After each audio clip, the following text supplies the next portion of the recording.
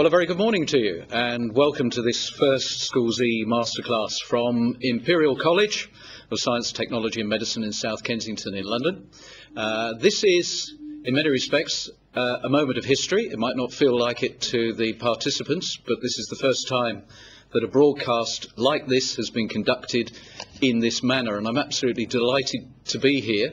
My name is Noel Edmonds, and during many years at the BBC I was associated with a number of firsts, and this particular occasion has encouraged me to look back at some of the things that I was engaged in.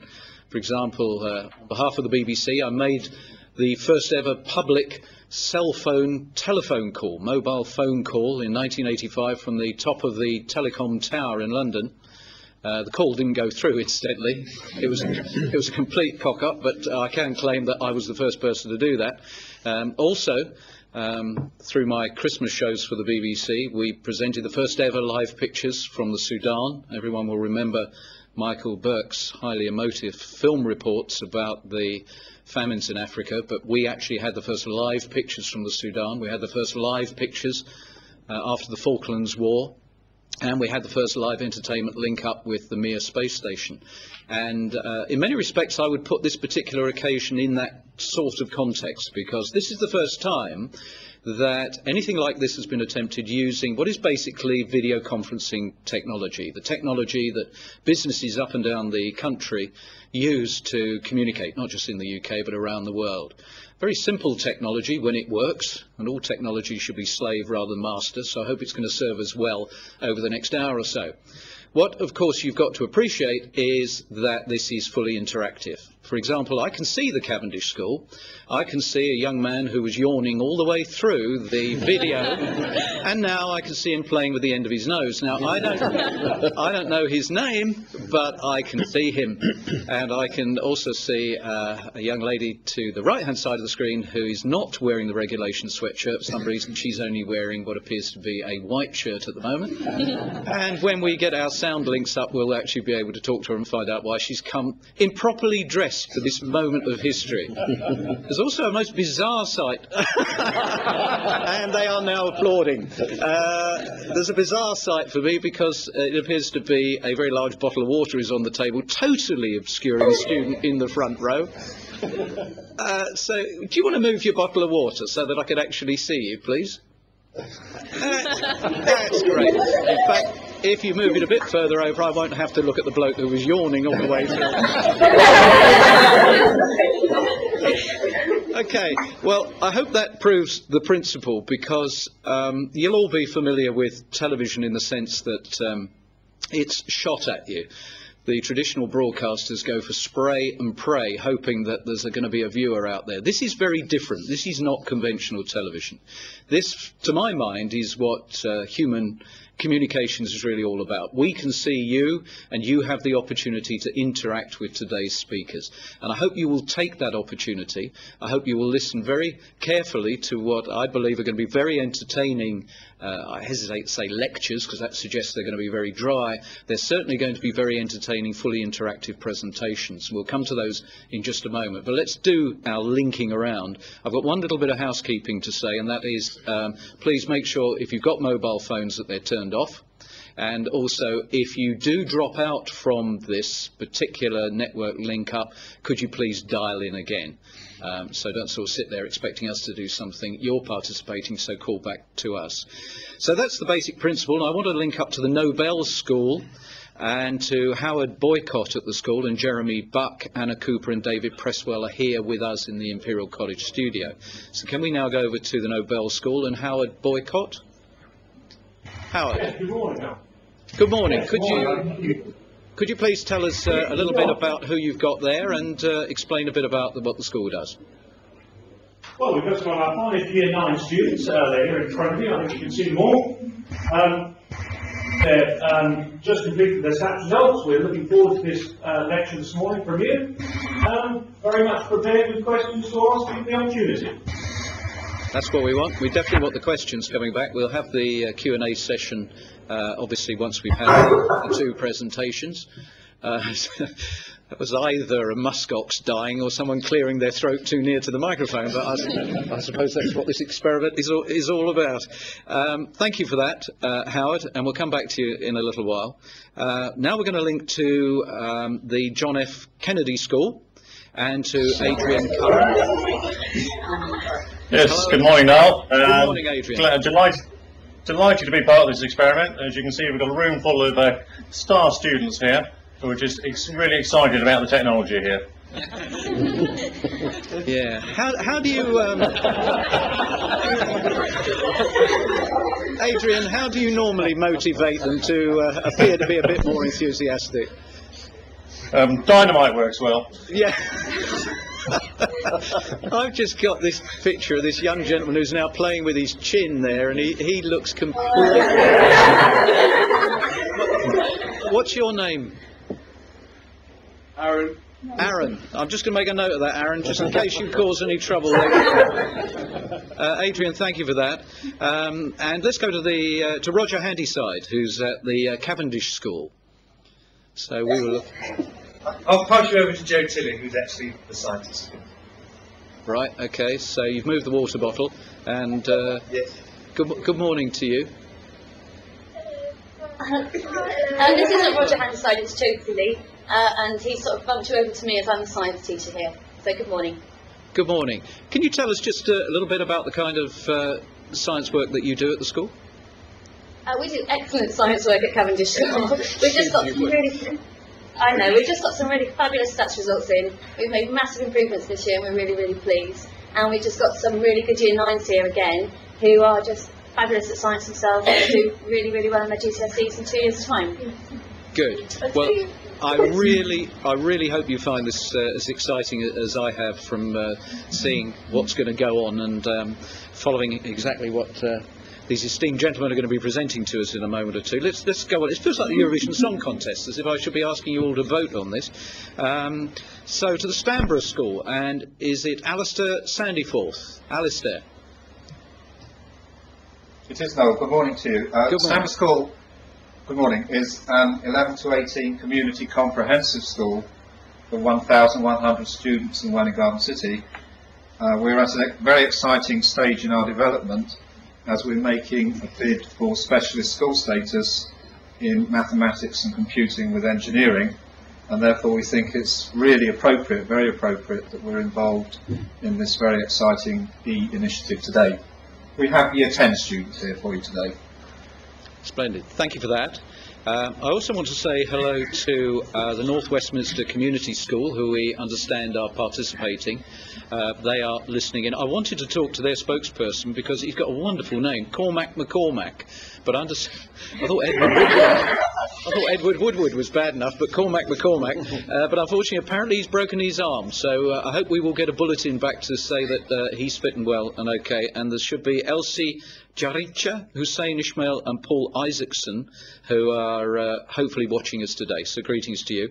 And also, we want to send a welcome to Georgina Rose, and I cannot say your name. Would you please say your own name? Fantastic. I knew you'd get it right. And Kay Nicholson, who have joined us here from the North London Collegiate School. So it's great to have you here. Thanks very much for coming along. Now, I want to introduce you to the gentleman who is on my left-hand side, and he is going to be giving the first e-Master presentation. And I've been handed his biography, and the first thing that I latched onto is that David Phillips, on my left, was born in Kendal in Cumbria. And the fact that he's travelled around a lot, because his first degree was at the University of Birmingham, and then he went to the University of Texas in the USA, and then somehow he ended up at the Academy of Sciences in the USSR in Moscow. So you've been on the run for most of your academic life then. Is there a particular reason why you've dashed around all over the place? I just like to see the world, you know. Do you? Good. His present position is the head of the Department of Chemistry here at Imperial College, and I'm delighted to say his hobbies include music, theatre and comedy. So if this presentation goes completely wrong, you are all allowed to laugh at him. Could I please ask David Phillips now to make his presentation? David. Okay, I'm going to do this standing up. So, good morning to you all. I'm a chemist, as people have said, and I thought we might begin by showing you some chemistry which is kind of normal chemistry in a way. In order to make chemistry happen, Either you have to add energy and then the reaction will proceed of its own accord, and that would be an exothermic reaction which gives out energy. Sometimes you have to continuously drive the reaction by providing energy, and that would be called an endothermic reaction. Now, in exothermic reactions, most of the energy produced is in the form of heat.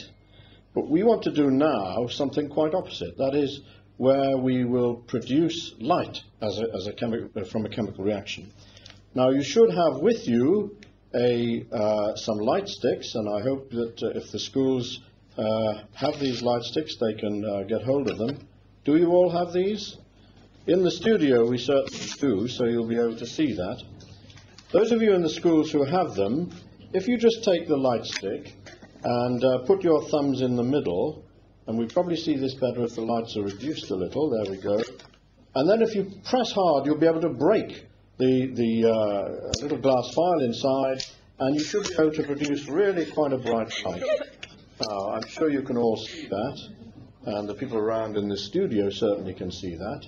So this is an example of a kind of oxidation reaction which is producing lots and lots of energy, and the energy is given out in this particular case in the form of light. And that's actually quite useful. If you were a firefly, you would find this very useful, because this is how you would find your mate. We won't go into that. If you were an anglerfish, this is how you'd catch your dinner. But we use it in medicine, in fact, in order to do diagnosis. Immunochemistry, antibody-antigen interactions are detected by using this kind of chemical light.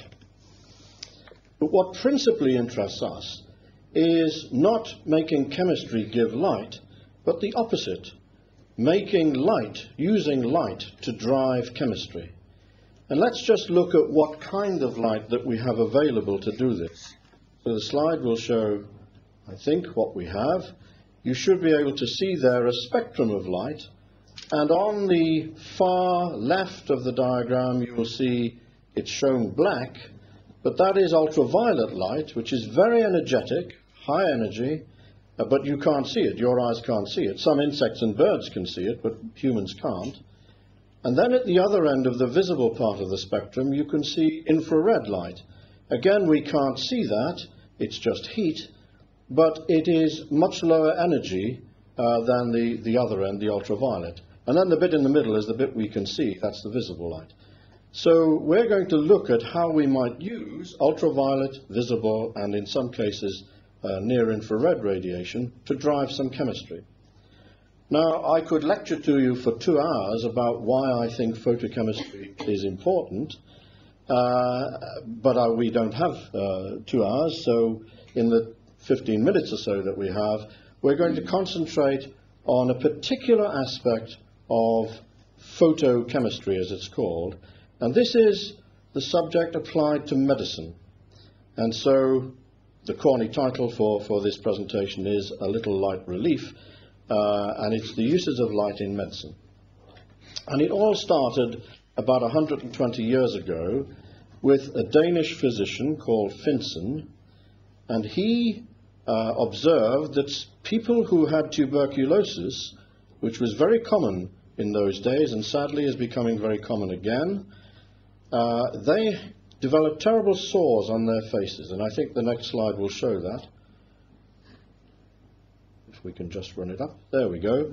The picture on the left, you can see this is one of Finsen's own patients, so the photograph is about 120 years old, and you can see the terrible sores on the face of the patient. Well, he was clever enough to realize that in the summer months there were far fewer people with sores on their face than there were in the winter months, and he thought maybe sunlight was curing the sores. And so he did an experiment using an artificial lamp and was able to cure the sores. And so within 2 years of that development, you could have that treatment, and for it he was awarded one of the first Nobel Prizes in medicine, and used the money to found what he called the Finsen Institute. And if any of you ever go to St. Bartholomew's Hospital in London, you'll find in their museum a lot of his original equipment, which was used to treat patients with this condition. Now, you should note it doesn't cure the tuberculosis, It simply cleans up the sores. So light can have a therapeutic effect. Well, what does modern photomedicine consist of? I think we can see that on the next slide. It's really the effects of light on the skin, because the skin is the most accessible organ of your body. You may not think of your skin as an organ, but it is. It's in fact the heaviest organ of your body. And it's easy to get light into the skin. It's the uses of light to diagnose medical conditions, such as whether you're carrying the HIV virus or many other microbes, for example. You can detect pregnancy using immunochemistry very early on. And the detection technique of choice is usually to use this chemiluminescence that we saw before. And then there are therapeutic uses of light, which we'll come to in just a minute. Well, when a molecule absorbs light, the positions of the electrons in the molecule change. It effectively starts to behave like a different molecule. And also, it has a lot of excess energy, and one of the ways it can get rid of that excess energy is to give light back out again. But the light it gives out, which is called a luminescence, is always a different color from the light which is absorbed. And I've got here just a few dyes which we can see here. If I take this one, now then, I'm going to have to put that. No, I'm not. There it is. You see that? Against my blue shirt, you can probably see it. It's a red dye. Now just think, why does it look red? Light of all colors from the lamps up here are being transmitted through this sample, and all colors except red are being absorbed. So the blue and the green and the yellow are being absorbed, the red is being transmitted. But if I excite it with a lamp, I can make it, I would if I could switch the lamp on, there we go. I can make it give out light, which you can now see, and this is also red. So it's absorbing blue, green and yellow, and it's giving out red light. We could take another one. This one is a greeny yellow color, and it gives out a kind of yellow-green fluorescence. I shouldn't do this lecture because I'm colorblind. I can't tell colors. So tell me if I've got it wrong.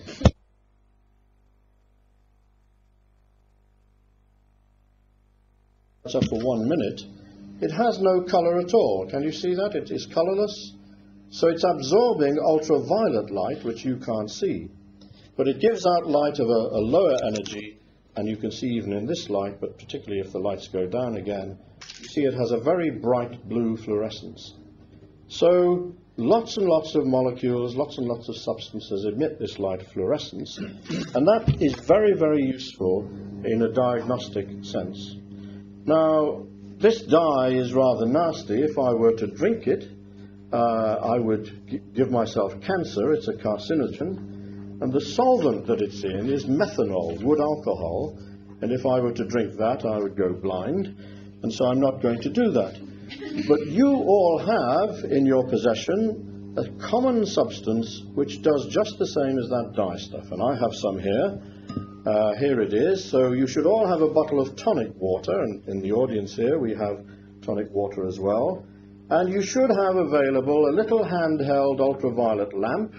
So switch them on now if you can, and then just illuminate your tonic water, and you may be very surprised to see the result. You can see how brightly fluorescent the tonic water is in the studio here, and now you can see it being done for you there. Now I'm going to do something else which the teachers won't do, because I'm going to mix two solutions here. I just want to prove to you that we're not cheating, that it really is tonic water. So I'm going to drink some. But in best chemical tradition, I'm going to call this solution T. And you know, very often in recipes you take solution A and you mix with solution B and you record what happens. So I'm going to take some solution T, and I'm going to add to it, which you won't, a little solution G. And I have to say that I do not believe in faking experiments. So this is the genuine article, and I just want to wish you very good health, and perhaps a lifetime you'll be able to see this. Cheers. Oh, dear me. Well, I once gave a presentation like this 5 times in a row, and I really didn't know how to do it. All right, fluorescence is very useful, and let's just see on the slide what sort of things you can use it for. Run this one. No, you've gone backwards. That's the one. So you can establish the pH of the acidity of a sample, and you can do this inside the human body. You can measure the polarity, so whether a molecule is in fat or in water or bound to a protein. You can measure how fluid the material is, and you can measure temperature. You can do all of these things. And it's now possible to detect single photons, single particles of light. So it has the ultimate sensitivity in terms of diagnostic use. We're going to see some fluorescence in just a minute used in the main theme of this lecture, which is in medicine. Well, what about curing people using light? Let's just see what is possible. These are just a few of the things. The first one is a disease called psoriasis, which we'll have a look at in a minute. And there it's a disease of this, it's actually caused by a problem in the immune system, but it leads to a terrible condition of the skin, which you'll see. And the treatment is simply to destroy the skin on, the outside of your skin is dead. In psoriasis, a lot of skin cells arrive at the surface and they're not yet dead, and you just have to kill them in order to treat the condition. And you do that using a dye stuff, rather like the one that I had showed you earlier, which absorbs ultraviolet light. The dye is actually called psoralen, which starts with a P, so it's called the PUVA treatment. And it treats the symptom, it doesn't get at the underlying cause of the disease. If we go back to the other slide, please, Colin. Photodynamic therapy is something which my colleague is going to talk about in great length. Jaundice. Any of you happen to know that you were jaundiced when you were babies, when you were first born? Put your hands up if you think you were jaundiced. Well, nobody in this room. I bet a lot of you were actually. And we'll look at that treatment in just a minute. And that's really about all we'll have time for. So, psoriasis. Can we have the slide, please? The next one, please. If you look at the picture on the left, this is a man who has a rather nasty case of psoriasis, and some of the skin that you can see there is actually still living. It's very sensitive, it's very uncomfortable, and by just using this dye and ultraviolet light, you kill those skin cells, they all drop off, and you get the condition you see on the right, where the patient looks a lot better and feels a lot better. Unfortunately, you have to keep having this treatment about every 6 months because you're not treating the cause, you're just treating the symptom. There is a way of treating the real cause of a particular condition, which we see on the next slide. This is a baby who has a viral infection, herpes simplex B virus. If any of you have ever had a cold sore on your lips, that's what you've got, and that's what this baby has got. Now, in this case, what was done was to paint the right side of his face, left as we look at it, with a red dye like this one, which, I'm sorry, it's not the red one, it's a blue one. I haven't got a blue one with me. It's a blue-colored dye which absorbs red light. And the dye absorbs the light, makes some chemistry happen, and that destroyed the virus. So this baby was cured, although he didn't look too happy about it, of this viral infection. So you can destroy viruses by using light plus a sensitizer. I asked if any of you had jaundice when you were very young. Let me just show you what the treatment is for jaundice in young babies. And the next slide will show you, I think, my own nephew having his treatment. You can see there's a strong family resemblance, I'm quite sure. He was just a couple of days old there. And all you do is irradiate the baby with blue light. Now, the reason they get jaundiced is because jaundice just means they go yellow. All of us make new red blood cells all the time, and we break down the old ones. And the breakdown product of the red blood cells is a bright yellow substance called bilirubin.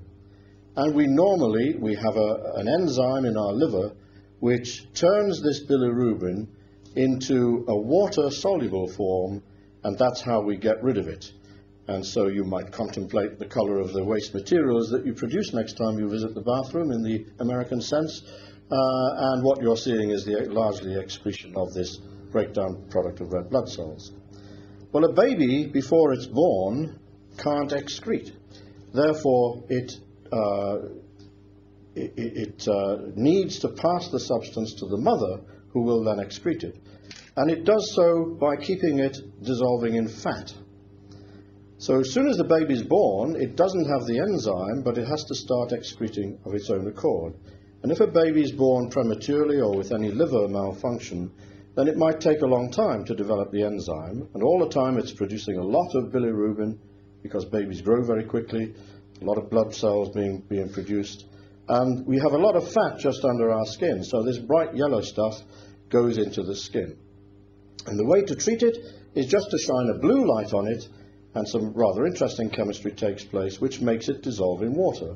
Now, I thought you might like to see a real baby undergoing this treatment, so I brought a baby along. This baby travels everywhere with me, and Noel says, I like to travel. He was in Japan quite recently, so you see he has a kimono on, and he's a very special child. I keep referring to him as a him, and I think there's little doubt about that. When I take his kimono off, you will see, I think, that this is indeed a male baby. Can you all see that? No question that this is a male. And the most interesting thing about him, really, is that in his legs I've got the real substance, the authentic substance, which causes jaundice in newborn babies. Now, I have to show you that he can't get rid of this, because this is dissolved in fat, and he needs to get it dissolved in water in order to get rid of it.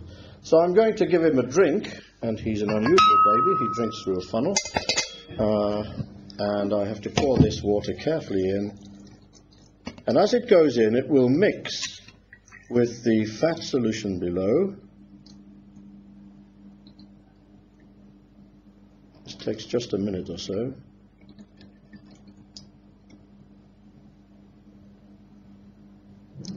That should do.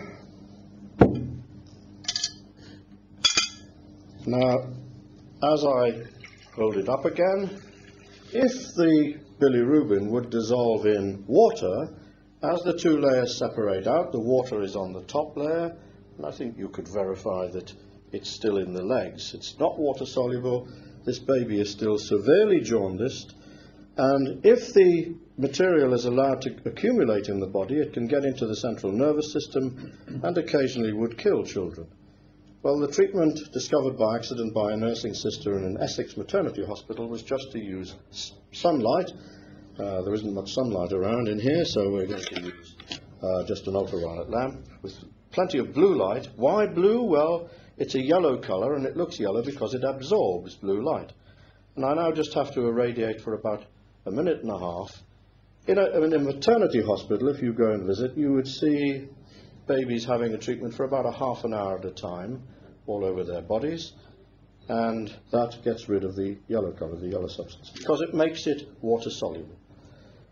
Now, I won't tell you about the chemistry. It's just a simple chemical reaction which is taking place, which cannot occur without using light. It has to be light driven in order for this to happen. Well, that ought to do. And now I'm going to do something I wouldn't dare do in Massachusetts. I'm going to shake him violently. All right, here we go. And if I've irradiated for long enough, and I hope I have, then we should be able to see, and I think Noel will be able to verify, the yellow colour has now gone into the water from the fat. So now the little baby can do exactly what nature intended, and that's exactly what you do, or at least some of you are.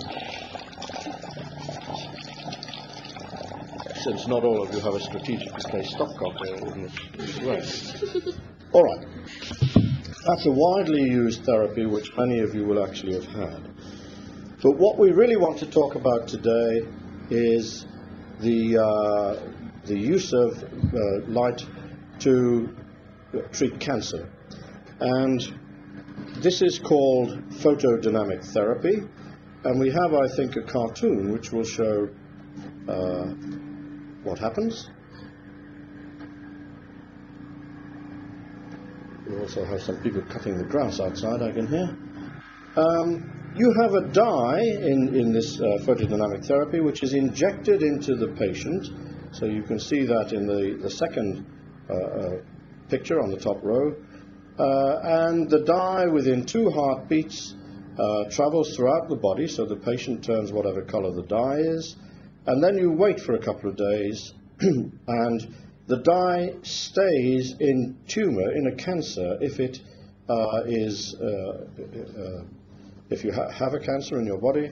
And then all you do is use a powerful laser delivered in various ways that excites the dye, and the tumor is then destroyed. Now that implies that there's a great deal of selectivity of what goes on, and that's something which may be desirable but is not absolutely essential, as my colleague will say. So our role in this is to make new dyes which are useful for treating cancer patients in this way.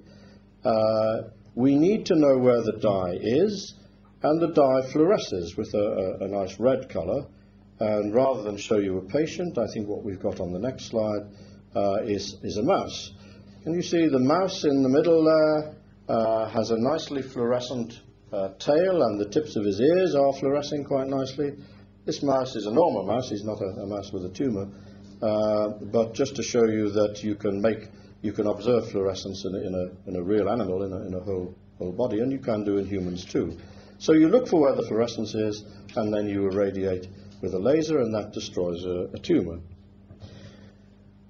I want to finish, since I'm a chemist, with just a very brief description of the chemistry, and I think that's the last slide, which may look gobbledygook to you, but what is happening there is, in the first picture, the first line, you see light being absorbed by a sensitizer.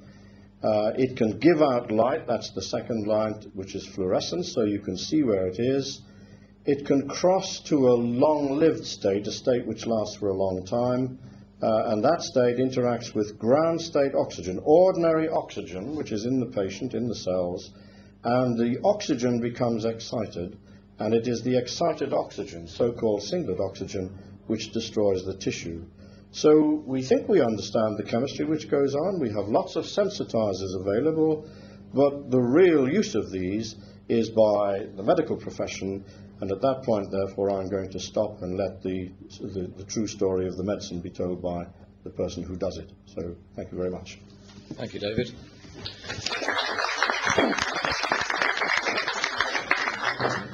David, thank you very much for that. And we will, of course, take your questions after we've had our second lecture, which is going to be given by Steve Bown. A little bit about him. His first degree was a BA in physics at Christ College in Cambridge.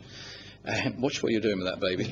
And he also travelled a bit. He went to Harvard University in Massachusetts, and he's no stranger to television. I'm pleased to see that he's been on Tomorrow's World in 1982 using lasers down endoscopes to stop stomach ulcers bleeding, and in 98 they invited him back. That was a long time, wasn't it? Using photodynamic therapy to treat cancer of the pancreas. He's another great traveller, incidentally.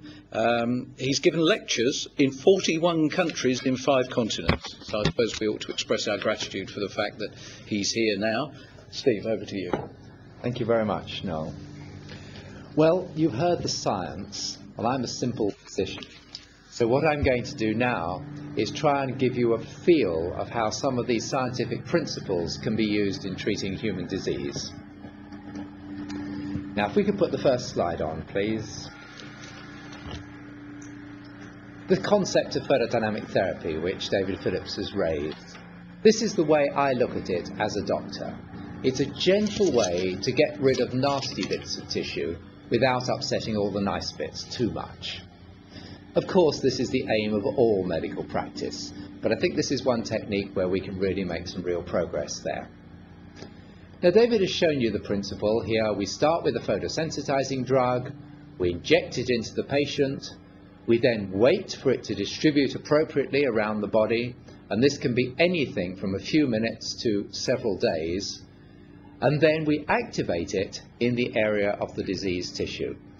And what I want to emphasize is that these drugs have no effect at all unless you activate them by light. So after the injection, the drug may go anywhere around the body, but you only get a biological effect where the drug is actually activated by light. Now let's start with very simple things. You've all heard all the warnings about not exposing yourself to too much sun. Well, on the left here we have an example of the commonest source of skin cancer caused by the sun. It's called a basal cell carcinoma, or a rodent ulcer, and it looks quite small and innocent. But these things can develop. You may get hundreds of them, literally. They can erode down to deep tissues. But if you treat them with PDT, that's photodynamic therapy, you can sensitize that area, then expose it to light, and when it's had a chance to heal up, that's the result. And you've really got to look very hard to see that there was anything there in the first place. This is one of the big things about PDT, a beautiful cosmetic result. Let's go on to the next slide, please. Now, light of different colours goes through the tissue in the different ways. And it's very important that you get light to all the diseased tissues, but not to the healthy tissues you want to protect.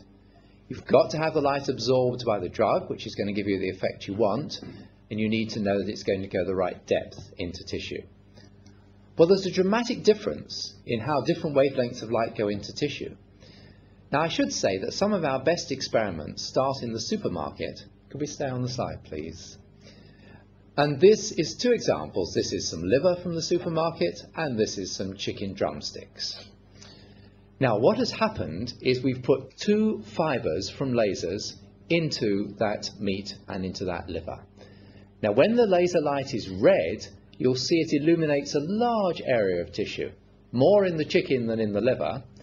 But when we go to blue light, then it's a much smaller area. So the message is red light goes through tissue much better than blue. Now, if we could turn the lights down, I've got a very nice demonstration of this. First of all, I have a very bright green laser. Now I'm going to hold that against my finger. And can you see anything coming through? That's at the side. Nothing. Now I have a much weaker red laser. Sorry, it's coming over on your picture as white, but it is red. Now I hold it against my finger, and you can see that goes straight through. So clearly red light goes through tissue much better than red. If we could just leave the light off for one moment more, please. If you remember your physics, white light contains all the colours. So if you have white light on tissue and put it against my finger, only the red comes through. Thanks. Have the lights on again. So the moral is, if you want to go a long way into tissue, you use red light. And if you want to go only a little way, then you use green or blue light. We go back to the slides, please. Now let's show you how this is used. Mostly photodynamic therapy uses red light because that goes deepest into tissue, and so we can destroy more diseased tissue. Now this is one of my colleagues applying light to a small cancer on the mouth. Now you can see the patient is awake, just a little bit of local anaesthetic, and here's the fibre from the laser bringing the light down, and this red light illuminating that area. Now let's look a little more closely at what's going on. This is a patient who's got two small cancers on the lip. There you are, you can see them there, one there and one there. Given the photosensitizing drug, activated by red light. Now a few days later, looks like a bit of a mess. And we sweat a little and say, are they going to rush off and sue us for $500,000? But be patient, and after about a month, it all heals up beautifully. You can see there's a tiny little scar there. That's where a little bit of tissue was taken to confirm the diagnosis. But the rest of the lip has healed up beautifully. Now this particular patient had another cancer over here a few years before, which was removed surgically, and you can see there is a considerable reduction in the volume of the lip. Nice bit of surgery, but you've still lost the tissue, but here it's all regenerated. And this is the real attraction of PDT. What we're doing is destroying the diseased tissue in a gentle way and in allowing everything to heal up, so you're back to what you had before the disease developed in the first place. Here's another example. This you can see is a raw area in the palate in the mouth. This isn't quite a cancer, but it's heading that way, and it will become a cancer if nothing's done. Treat it with PDT, and you've got a lovely result, essentially back to normal, with remarkably little scarring. Now, remember, the drug goes everywhere, so it goes to the skin as well as to the cancer, and so you have to be careful to protect these patients from ambient light, particularly from sunlight. And this is one of my patients. She's protecting herself with a thick scarf and dark glasses, and in fact even that is not quite enough, and you have to be careful to protect the mouth and all areas of exposed skin. Now that may be just for a few hours, sometimes it's as long as a month you have to protect them. But it's a small price to pay if you can get rid of the cancer. We give the patients a light meter so they can check how bright the light is to see whether they're at a safe level of light. Now let's move internally. One of the beauties of laser light is that you can put the laser beam down a thin, flexible fibre. It's no bigger than a piece of cotton, and that'll go around all sorts of corners, and you can get into the body either through natural orifices like the mouth or through needles through the skin. And I'm going to show you some examples of this. Now here is a so-called endoscope. That's a flexible telescope where you've got this flexible instrument, in this case going down inside the patient's mouth. And I brought one of these instruments along just to show you what an endoscope looks like. And here it is. This is an endoscope that's designed for looking in the mouth. And you can see there is the end. There's a light coming out, and I can look down this end and see what's happening inside. Now, I'm sorry I can't show you it in live video, but just to see how manipulable it is, you can see that it doubles back on itself now. And this sort of instrument can be going down into the stomach, it can go into the lungs, it can go into the bladder, it can go into the bowel, it can go inside the womb. And if you make a little access route, it can even look into areas like inside the brain, even up arteries. So that's quite remarkable. But just to show you how this might work in practice, I've got a very willing patient here, and I'm just going to have a look in here and see what's going on there. Oh, I say I don't like the look of this. I think we need a little laser treatment here. So I brought my spare fibre along just to see. And this is an actual laser fibre that we would use inside the stomach of patients. What we've got, the actual fibre is only about 1/3 of a millimetre in diameter, and there's a little plastic catheter around it that just protects it and actually protects the instrument. So let's get this through to the end of the instrument. There we are. And if we look at the end, now you can see the laser fibre coming out the end of the instrument. Push that through a little more, see that? And now we can fire away as required, and now I can do that all under direct vision. Okay, so let's show you a few pictures of real patients. Let's go back to the slides. Now here's one of my colleagues, and what he's doing is using one of these flexible endoscopes to look into a patient's lung.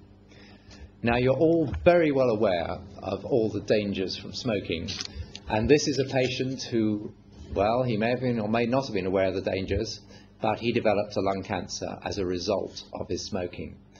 Now this top bit is a little diagram. This is the major airway that's coming down from the mouth, and this is where it splits into the airways that go into the left lung and the right lung. And this white lump is his cancer. As you can imagine, this is where the toxins hit, so this is the commonest place for lung cancers. And you'll see that this airway is completely blocked, and this one is almost blocked. And this is what it looks like down the endoscope. This is all cancer, and that's a tiny little airway, and the patient is surviving on that.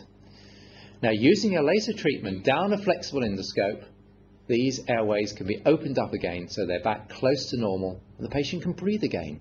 They go to sleep gasping for breath, and they wake up saying, "Oh, I can breathe." Now, sadly, this is not a curative treatment. It's only relieving the worst symptoms. And for all the other things that medicine can offer, that patient sadly will die of his cancer. But nevertheless, we have provided good symptomatic relief. Go back to the slides again, please. Now, this is another one, a slightly happier story. This is looking inside the stomach, using an instrument just like the one I showed you. The instrument is doubled back on itself inside the stomach, and this is a small cancer in the stomach. Now, this was an old man. He was 85 years old. He was not fit for surgery, and so it was decided that he would be treated by photodynamic therapy. Now, here's the bright light being applied to the cancer after the drug had been given, and this is what it looked like a few days later. You can see it looks black up there, but all the cancerous tissue, that's all dead. And when it's been given a chance to heal up, it's essentially back to normal. And this is virtually a walk-in, walk-out treatment. No major surgery, so very easy for an elderly, frail gentleman to tolerate. All right, that's hollow organs. We go down through natural orifices, through the mouth, and we can do the same, as I said, in the bowel and bladder and other organs. Now I want to move on to being even more remote control by treating solid organs. And to access those, what we have to do is put needles in through the skin, then use some imaging device to tell us that the needles are in the right place, and then we can put our laser fibers down those needles and treat things deep inside the body. And I know you all have skeletons in your schools, and I hope some of your teachers will guide you as to the different places these needles can go, and I'll show you some examples of this. We could go back to the slides, please. Now, this is the principle. Here you see we've got a solid organ, in this case a simulation of a breast, and then we can put needles in either by free hand or with a little grid like this and put them down to treat something solid like a tumour deep inside the organ. Back to the supermarket again, just to find out how it all works. This is a piece of liver from the supermarket, and 4 laser fibres have been put into the liver, and you can see where they were, and basically the middle of that lobe of liver has been cooked. So we've cooked the middle bit, but the bits all around the outside where the needles went through, they're all absolutely normal. So you can understand how this technique can be used to destroy a tumour in the middle of the liver without causing any problems to the surrounding and the overlying tissues. And here's a patient having exactly that treatment. You see, it's such a gentle treatment, a little local anaesthetic on the skin, a little sedation, but the patient is actually awake. And then we've got these needles going in through the skin, laser fibres going through the needles, and then it's all joined back to the laser on the other side. And it's doing it all by remote control. Here's an image. It's an X-ray image called a CT scan. This is all the liver, and this area here is the cancer in the liver. Now remember what that area looks like. This is what it looked like the next day. You see, it's all gone black. What that means is that all the little blood vessels in that area have been shut down. It's not a hole, it's solid tissue, but it's dead tissue. And as long as that black hole covers all the area of the cancer, then you've got a chance of destroying it. But you follow these patients for a few months, and the liver is a very tolerant organ. All that area will be absorbed, and it will regenerate, and you'll finish up with normal liver, and you won't be able to see where it was. Let's go on. Unfortunately, not many patients are suitable for that, but there are some conditions in the breast, and these are quite innocent conditions, particularly one called Fibroadenoma, which is not really a tumour at all, but it's a hard lump in the breast, and it's very common in young women. And what young woman wants to have a scar in her breast to get rid of a hard and pretty innocent lump? But we have another way of doing it. Here you can see we can put these needles in through the skin, then put the laser fibres through that into that lesion in the breast. And the equipment is very simple. Little ultrasound scan just to tell you where it is, and the little laser. And you can see this laser is no bigger than a typewriter. Lucky to round, one of my colleagues caused a great deal of amusement when he rolled up at a lecture saying he'd just brought the laser in on the tube with him that morning. So it just shows how easy they are to manipulate. Back to the scans. Here's the ultrasound scan. You can see this black area is this fibroadenoma, this benign thing in the breast, and there is the laser fibre going into it. And this just shows you what happens afterwards. It's a very simple graph. We've got the size of the lesion up on the left-hand side, and here is the follow-up period, which goes up to 6 months. Basically, you cook the lesion, you coagulate it, and then it's slowly absorbed, so it slowly disappears over a period of months. And in terms of discomfort for the patient, it's a little bit sore for a few days, but that's it. We would expect a patient to come in, have have one of these things treated, be back at work the next day. Back to the... Now, one might ask, can you use this very exciting concept to treat much more serious diseases like breast cancer? Well, that is our ultimate dream. But the real problem there is you've got to be absolutely sure that the whole cancer is destroyed. But here's one that's been done in a research context. You can see this bright spark there, which is the cancer before the laser treatment, and then a couple of days later, it's gone black. Now, it's our dream that this might be a way of treating small breast cancers, but give us time. We've got a long way to go to establish it. You can use the same principle for fibroids of the womb. It's another very common condition that causes heavy periods and sometimes infertility. And you can see these multiple needles going in through the abdomen. And this is what they're seeing. This is the fibroid on the uterus, on the womb, with the needles going in. Just like the similar ones in the breast, they shrink away over a period of several months. Got to be sure you get the dosimetry right. Lasers are dangerous things if you don't respect them. Cook the tumour properly, wonderful effect. Overdo it, big problems. So be careful. This is just to show some of the ways in which you can put multiple fibres together to cover a larger area. Now we're working on computer simulations of trying to work out the best way of getting needles and fibres into these cancers deep within the body. In this case, one in the jaw.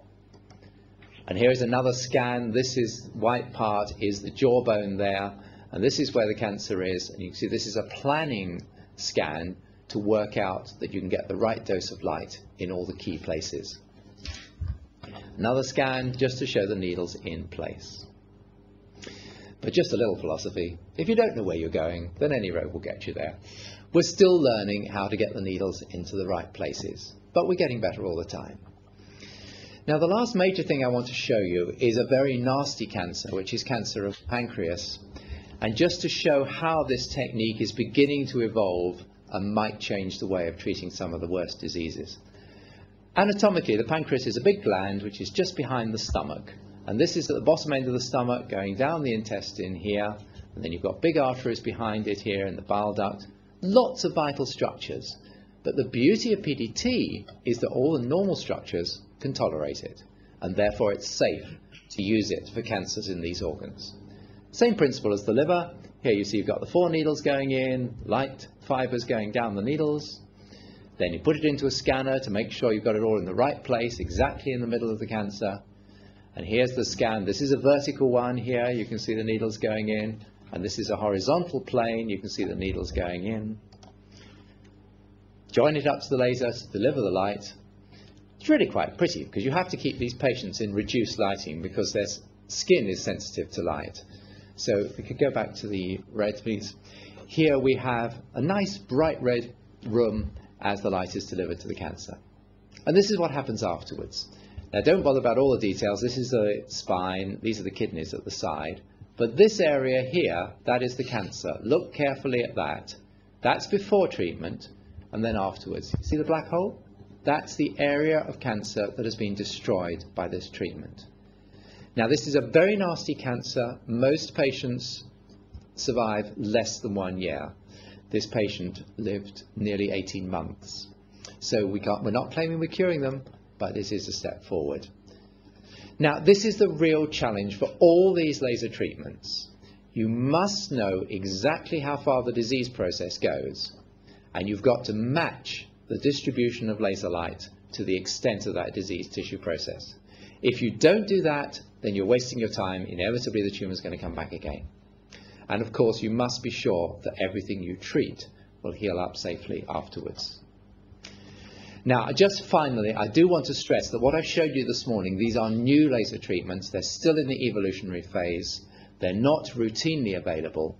But I want to whet your appetite about where this field is going and how some of these exciting medical developments are going. But once again, I stress you must treat lasers with respect. I said, pass the laser nurse. Had I wanted you to switch on the laser, I would have said, switch on the laser nurse. And this patient appears to have lost some vital structures of the body.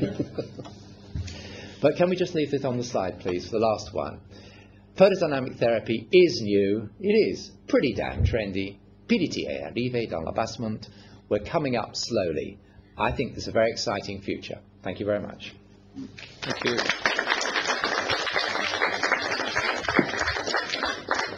Right, we come to the question part of today's broadcast.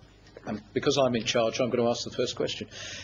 Steve, I mean, if you had to sum up why PDT is so advantageous, so different to conventional treatment, how do you give that summary? Well, I think the attraction is the nature of the biological effect. I've shown you on the lip and the mouth how beautifully these PDT-treated areas heal. Now, you can't do that with other things. If you treat them with surgery, you have to remove a bit, and inevitably there's a scar and a defect. If you treat with radiotherapy, there is inevitably some damage to the surrounding normal tissue. Both of those are avoided with PDT, but with PDT you can only treat a smaller volume, so it's always a compromise of balance. But it's a new effect that we're beginning to understand its full potential. And one potential contradiction, you were referring to SAD, S-A-D, which we don't just have in the winter here, but this summer I should think we've got it in the summer as well. And you're also, again, mentioning the subject of skin cancer, exposure to the sun and whatever. How do you balance those two issues? Well, I mean, there is a problem in that if the dye stays in the skin, then you have a skin sensitivity and you would accelerate the burning process of the sun. So ideally, one wants to use sensitizers which are not retained very long in the body. And some are better than others in that regard. So we're constantly hunting for dyes which will stay just long enough so that the physicians can actually treat the patient, but then very quickly the dye is lost, so it's safe to go out. I mean, the worst case is that you have to stay indoors for weeks. With the best of the sensitizers, that might only be a day or so. And how did you arrive at these chemicals? Oh, well, that's an interesting story. The reason we got together was quite bizarre. At the time, I was not in Imperial College, I was in the Royal Institution, and I was working with a major detergent company on novel ways of treating stains in clothing, in dirty clothing. Because in the third world, you can't get hot water, and so one wanted to use a cold water formulation. Well, you can get rid of soil from clothes quite easily with any detergent, but you can't bleach the stains at room temperature. So we were looking for an alternative way of bleaching. And we thought, well, there's plenty of sunlight there, so maybe we can use a sensitizer plus sunlight to bleach the stains, and it works very well. So we were actually interested in getting stains out of underpants, if you like. And we met Steve at the time, who is just interested in these novel aspects of lasers in medicine. And we thought, wouldn't it be fun if our sensitizers actually did the same thing, destroyed the tumours, and indeed they did, and that's how it all started. So most of your work starts in the laundry or the pub, judging by what we've experienced. Some of it. Let's go to the Nobel School for the first question. Hopefully, they've been following it closely, and they actually do have something that they would like to ask either David or Steve. So it's over to you, Nobel. Fire away. Steve, do you want to ask your question? When the X-ray was first discovered, was it tested on animals? If so, before used on humans, how can the scientists be sure that no unforeseen side effects would occur to humans that did not occur to the animals it was tested on? Can scientists still be sure that there is no other undiscovered side effects than human sector? Sorry, I couldn't really... It was about testing on animals, I think, but I can't... Yeah, I'm afraid we did have a problem with the sound there. It was beautifully read, but we didn't actually catch all of the words. The question was about side effects, and that if it was tested on animals and there were no side effects there, how sure can we be there's still not side effects in humans? Right, okay, thank you. Well, the answer is we can never be absolutely sure. One always tries to extrapolate, from very small animals, from things you do in mice or rats, and say, will you get the same effect in humans? In general terms, in this sort of biological effect, they are the same. There are quantitative differences. You may change doses of drug or light, but the general principles seem to be very similar. I can only just say that from our experience over many years. Do you have another question at Nobel? Yes, Ken, you want to? You sure, Ken? Andy? How efficient are lasers in eye surgery, and is there any error? Questions about use of lasers in eye surgery. If they've been used for eye surgery. In all fairness, the eye surgeons are the most sophisticated users of lasers in medicine. They were the first, and they are the most sophisticated now. They can be used for treating the new blood vessels at the back of the eye, particularly in diabetic patients, and more recently in a nasty condition that develops in old age called age-related macular degeneration. And this is something where new blood vessels at the back of the eye can turn patients blind, but the process can be slowed by laser treatments. There are other treatments on the front part of the eye. You may have heard of reshaping of the front of the eye with an excimer laser, and this is particularly valuable for young people who are very short-sighted because it reduces the strength of glasses that are required. I think those are the main ones, although there are some other applications in eye surgery as well. Thank you. And could we go to the Kennedy School, please, and ask Adrian if he's got some questions for us? Yeah, one question we got here is how is the quantity of laser light determined? And it's probably a question for Steven. And how much trial and error was involved in arriving at that process? Plenty of trial and error. Of course, what you always have to do in patients is start at very low doses and gradually work up until you get the biological effect you want. There is reciprocity in general terms between drug dose and light dose, and there are certain thresholds. Unless the tissue level of the drug reaches a certain threshold, there is no effect, however much light you put in. And once you've got enough drug, again, you need a certain amount of light before you get a biological effect. But you're quite right, a lot of it is decided by trial and error. We just go very gently, because we can't play too hard with human beings. Have you amusing or horrific stories to tell us on that? Sorry, what was that? Have you a horrific story? I think he's going for the gruesome. I thought that was gruesome enough, actually. Has anyone else found it squeamish? Let me think about that for a moment. And Aaron, have you got a question for us? I was going to ask if PDT was tested on animals first, but someone's already asked that. Good man, thank you. Right, from Kennedy, let's go on to Cavendish. And your questions, please, Cavendish. Has anybody got any questions? I know that there's one at the back. Okay. Have you got a question for that? Okay, being too shy. Okay, I've got Charlotte with a question. If there was a problem with dyes that was allergies, what would you do? Good point. Oh, good point. Many of the dyes that are used are actually naturally occurring materials, or they're related to them, and so the chances of allergies, I think, are rather small. And some of the dyes that we particularly were working on, phthalocyanines, were really used as food dyes, and again, they've been very thoroughly tested to make sure there are no harmful effects. So I think it's unlikely to happen. But if it were to happen, then I guess my medical colleague would know what to do. Well, the other factor is that the drugs that are used as photosensitizers are quite small molecules, which makes them less likely to stimulate any sort of immunological response. I mean, it's a very sensible question. It's something we ought to be aware of. But we've been using these on patients for 10 years now, and I've never seen an allergic reaction. So I think it's unlikely. If we did, you'd give the standard treatment for allergy. It would be steroids and adrenaline and whatever else is appropriate. Thank you for that one, Charlotte. I'd just like to ask you a question. You've been obviously following this closely.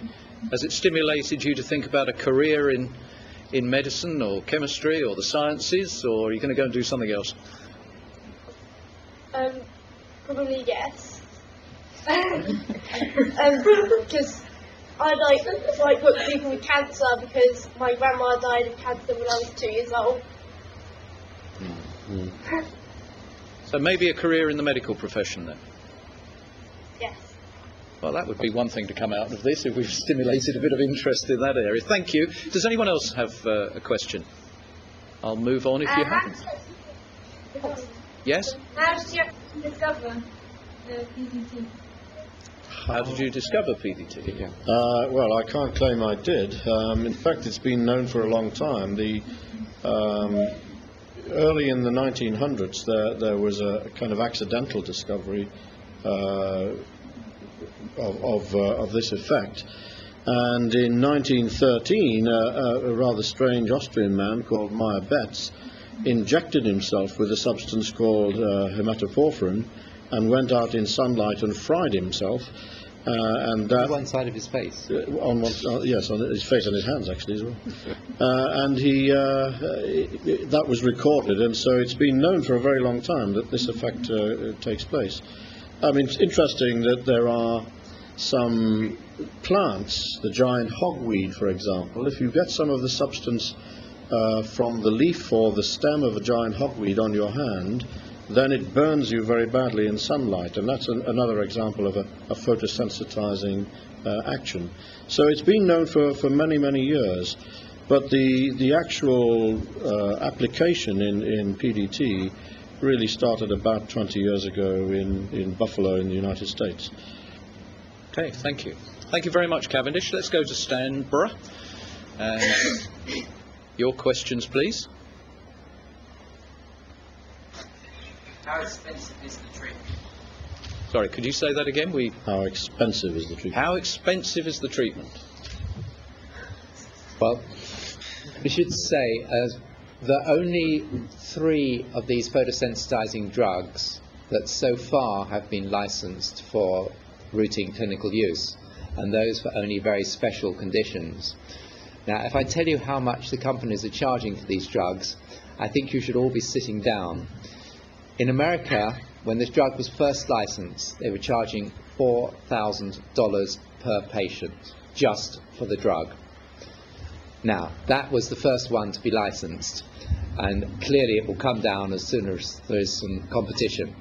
But vast amounts of money have been spent on developing these drugs, and so I think it'll be a while before this becomes a cheap routine treatment. Thank you for that. Any other questions from Stanborough?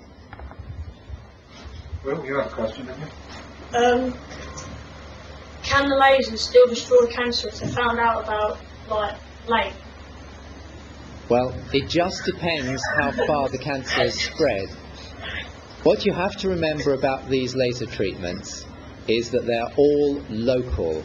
You can only treat the cancer when you know exactly where it is. If it's spread all over the body and there are lots of little bits everywhere, then we can't do anything. But if you can define where it is, then you can treat it. Thank you very much. And as I said at the very beginning, we've got students with us here in Imperial College. And have you got a question? What are the side effects of PDT? Well, we've already talked about one of them. That is the fact that you get sensitivity in the skin, and so you have to worry about exposure to sunlight. That's a side effect. But actually, other than that, very, very little, because the dyes don't stay in the body forever. They're easily lost from the body. Without the light, there is no effect of these dyes at all. They're quite harmless substances. And so it's only when you get the combination of the dye and the light that you have any problem. So as far as I'm aware, there are very few side effects, apart from the sunlight. But Steve may have other views. Well, maybe I should rephrase that a little. Rather than saying side effects, say associated effects. Because often there is quite a lot of discomfort in the area that's treated. I mean, the diseased area, but it may be painful for, in the case of the mouth cancers, anything up to a month afterwards. So you need some painkillers to control that. But otherwise, it really is remarkably little. There are no absolutes in medicine. Clearly, some tissues may be more vulnerable than others, and you have to make sure that all the normal tissues where you're treating can actually tolerate it. For instance, one area that's very difficult is in the brain, although there is the potential of using this for brain tumours. But in terms of general side effects, as David said, it's remarkably little, and the skin photosensitivity is by far the most prominent one. Another question? Can you use the therapy to treat secondary tumours? If you can define exactly where they are. So if you've got a small number of secondaries and you can put a laser fibre on them, deliver the light there, then yes.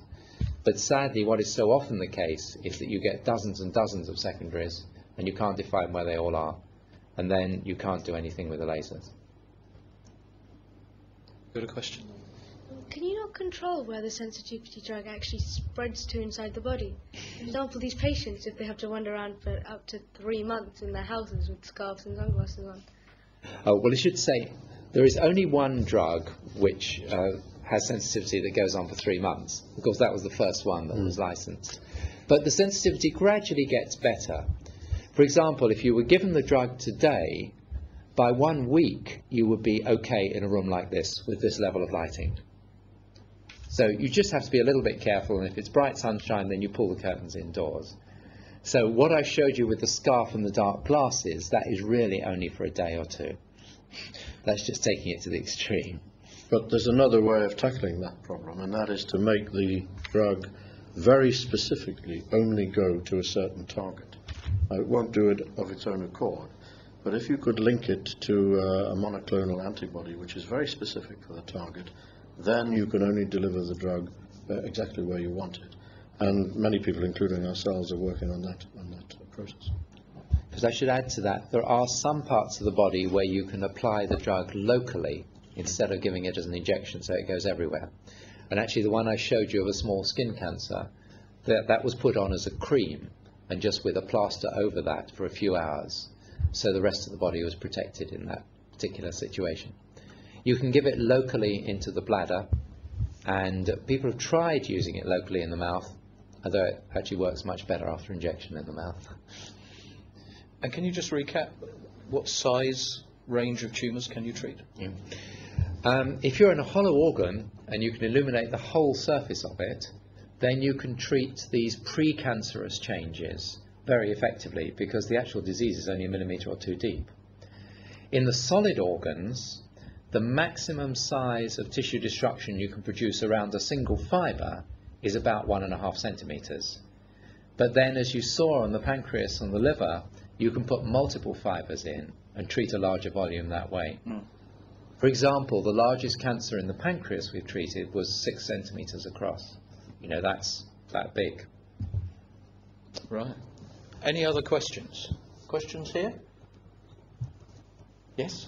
I was wondering whether, if, say, you could link computers with lasers and have a full-body CT scan, and which could be transferred to the computer, so the computer could position lasers so that they could cut the skin of things for routine operations in the future, so you don't have to have a surgeon to do everything for them. I think we should offer you a job. Yes, this is exactly what people are trying to do. You've got two different things here. You've got one using the laser as a knife, which is quite different from what we've been describing this morning. But potentially you can do that by remote control. And in fact, the American military have tried to do this. So you can have a surgeon in a nice, comfortable desk in Washington operating on someone in a battlefield on the other side of the world. So that is, well, it's video technology as much as anything else. In terms of planning treatment for a patient with light, then there is a lot of work going on, taking scans like the ones I showed you, working out exactly where the diseased tissue is, and working out where to put the needles and the fibres to treat just the right area. This is not just with lasers, it's with radiotherapy, it's with other local treatments where you want to define the area you treat. And it's getting more sophisticated all the time. It's a very rapid progression, and it's a very exciting field. Thank you for that. Are there any other questions? This is your one opportunity to talk to these two gentlemen. Can PDT destroy bacteria? Yes, it can indeed. Now, this is another major field that's hardly been explored. When I was a student, a long time ago, I went to a mission hospital in Africa, and they showed me children who had impetigo, which is a bacterial infection of the skin, all over their faces. It was horrible, a little bit like the picture David showed you of the child with herpes. And they covered it with gentian violet, and they said, that's all we need to do, they go away. But I said, well, that doesn't work in England. And the answer was very simple. It was bright sunshine. And that was a PDT effect. Basically, you can kill viruses, bacteria, and larger organisms with PDT as long as you can get the light and the drug to the actual organism. So you may have heard of MRSA, which is a bacteria that is unfortunately too common in our hospitals and is resistant to almost all known antibiotics. We have done laboratory experiments with that and shown that you just put on a little photosensitizer in solution, shine some red light on it, and they all drop dead. We could do it on patients, for example, for infected ulcers. Old people get ulcers on their limbs, which we could treat this way. All we need is a little financial support. Other dreams, AIDS patients get thrush infections in their mouth and in their gullet. That is another dream of ours. It would be relatively easy to get the drug and the light to the organisms because they're accessible down an endoscope. Another theoretical one is Helicobacter, which is the organism, it's a bacteria that causes duodenal ulcers and gastric ulcers. They respond very well, but there again we've got technical challenges getting the drug and the light to the right places in the stomach and the duodenum. So in principle the biology works. You need a lot of practical development to get it to a clinically useful situation. If I can just add to that, I mean there are many bacteria which are destroyed, but ideally in a medical situation you want to kill some bacteria but not others because some are good for you and some aren't. And again, if you could be very selective about which bacteria to kill, then this would be very useful. So again, that's something that my own group is working on. Thank you very much. I feel like an auctioneer. It's going, gone. Is there any other questions from anybody here? Yeah. Some laser treatment, I thought it could cause some cancer. If you're using lasers to cure cancer, isn't there the risk of the lasers that you're trying to cure cancer with causing it again? Well, I'm delighted to be able to say that as far as we know, there is no risk. And the reason is that the laser light that we use, which is visible light and near-infrared light, is relatively low photon energies. And the energies of the individual photons are not enough to break DNA bonds. In contrast, if you use ultraviolet light, like when you lie out in the sun, that's got higher energy photons and there's more risk of inducing the DNA changes that will lead to cancer. So the risk of getting cancer as a result of laser treatment is extremely low. And I thank you for giving me the opportunity to say that. The only ultraviolet lasers which are used are the ones which are used to sculpt the eyeball to correct your vision. And the light is absorbed in the first micron distance of the eye, so it never penetrates into the body. So it really is quite simple. Gentlemen, thank you very much indeed. And I think that really brings us to the end of what I described well, over an hour ago as an historic broadcast, because that's what it is. I'd like to thank everybody for contributing, not just the students here and obviously the two professors, but thank you in the schools for embracing this with enthusiasm. I hope you found it a valuable exercise. We've touched on many different subjects here, and it's all been conveyed by a subject which interests me enormously, which is the power of video communication. So I'd like to pay tribute to Colin and to his team here. They're not working with the most ideal broadcast equipment, but in terms of communications, I think we've proved a point here today that in a relatively low-cost way and a relatively technologically simple way, we've been able to enhance the educational process. And it's already been touched on by Steve, the fact that video is being used increasingly in the medical profession to allow people to engage in remote diagnostics, etc., etc. So many important things, I think, have been proved today. I hope you've enjoyed it as much as I have, and I'd like you to show your appreciation for David Phillips and Steve Bown. Gentlemen, thank you very much.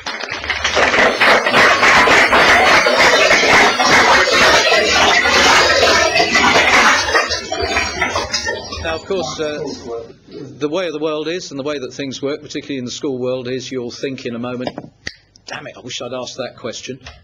we do have a facility for you to email us here, and if you would like to identify whether it is Steve or whether it's David that you'd like to put the question to in the subject box, the address is e-masterclass@ic.ac.uk. So that's our email address if you do come up with any questions. It merely remains for me to say, if you've got the summer holes coming up, thoroughly enjoy yourselves. I hope we might also have promoted the notion in your mind that the sciences and medicine are very much for you, and hopefully you will follow the progress of Imperial College even more closely. And University College. Yes. So thank you very much indeed for taking part in this first e-masterclass.